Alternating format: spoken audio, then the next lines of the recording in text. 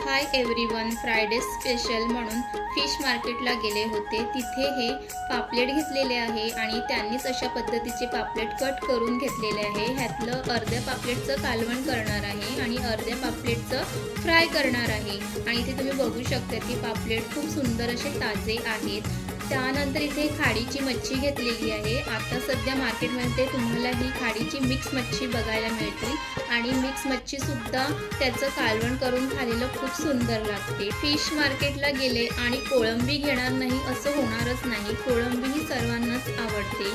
कोळंबी कालवण, कोळंबी फ्राय काहीही केलं कोळंबीचं तरी ते छानच लागते। त्यानंतर इथे हे गोळीचं खारा घेतलेला आहे। त्यांनी तशा पद्धतीने कट करून घेतलेलं आहे। गोळीचं खारा चवीला खूप छान असते।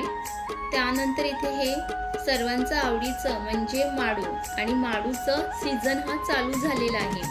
तर अशा पद्धतीने हे माडू सुद्धा घेतलेले आहे। आणि ह्या सर्व मच्छीमधली तुमची आवडती मच्छी कोणती हे नक्की कमेंट्स करून सांगा। आणि आपल्या डेली ब्लॉग पाहिल्या चॅनलला सबस्क्राईब करा, लाईक, शेअर, कमेंट सुद्धा करा।